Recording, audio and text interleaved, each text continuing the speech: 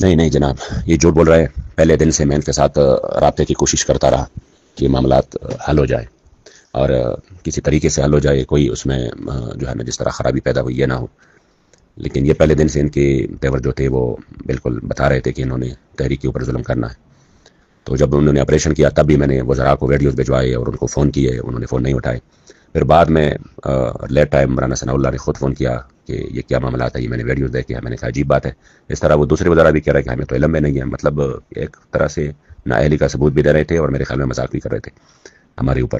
تو پھر بھی میں نے کہا کہ چلو، مطلب ہم نہیں چاہتے حالات اس طرح خراب ہو، تو میں نے کہا ابھی بھی وقت ہے، آپ ہوش کے ناخن لے اور یہ ظلم بند کر دے تو بات چیت کا آغاز ہو جائے گا۔ تو پھر لیٹ ٹائم انہوں نے فون کیا رانا ثناء اللہ نے کہ ٹھیک ہے، ہم جو ہے نا اس میں یعنی کل جمعے کی رات کو، کہ جب مارچ پہ بہت زیادہ ظلم ہوا اور کافی سارے ہمارے لڑکے شہید ہو گئے، زخمی ہو گئے، تو انہوں نے کہا کہ یہ کیا ہو رہا ہے، یہ تو غلط ہو رہا ہے۔ میں نے کہا غلط تو آپ کی طرف سے ہو رہا ہے، ہماری طرف سے تو کچھ بھی غلط نہیں ہے۔ ہم تو ایک پرامن مارچ کرنا چاہ رہے تھے، اور اگر آپ لوگ بیٹھ کے بات کرتے کہ یہ جو ہے نا حالات اس طرح ہے، معاہدات، تو یہ تو شاید ہماری طرف سے اس میں جو ہے نا وہ بہت کچھ تبدیلی بھی کی جا سکتی تھی۔ لیکن آپ لوگوں نے تو شروع ہی ظلم سے کیا، بات چیت سے تو کیا ہی نہیں۔ تو پھر اس کے بعد جب انہوں نے مجھے رات کو، میں نے اس کو کہا یار میں مسلسل انتظار کر رہا ہوں، اور اگر اب بھی آپ ظلم بند کریں گے تو انہوں نے کہا بات چیت کرتے ہیں اس پر، اور میں بھی بات کرتا ہوں۔ تو میں نے کہا بات سے ہم نے انکار کبھی بھی نہیں کیا، لیکن اس وقت جو آپ کر رہے ہیں یہ تو وہ ظلم ہے کہ ظلم میں بات چیت کیسے ممکن ہے؟ آپ پہلے اس طرح کریں کہ یہ جو ظلم ہے اس کو رکوائے، یہ جو بار بار شیلنگ ہو رہی ہے، یہ جو بار بار گولیاں چلا رہے ہیں، اس کو رکوائے، تو کوئی ماحول بنائے بات کا، تو پھر انشاءاللہ تعالی بات کر لیتے ہیں۔ اور مجھے ایسا کرے کہ میں اس وقت اسلام آباد ہوں، تو آپ راستے کے لیے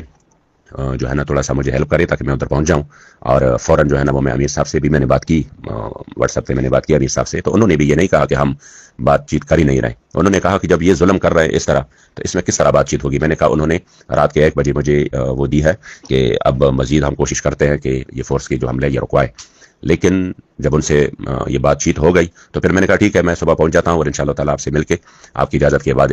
ان کے ساتھ آغاز کرتے ہیں بات چیت کا۔ لیکن 2 بجے کے بعد فورس نے دوبارہ حملہ کیا، پھر 4 بجے تک شہادتیں ہوئیں، پھر اس کے بعد تھوڑے وقفے کے بعد دوبارہ سے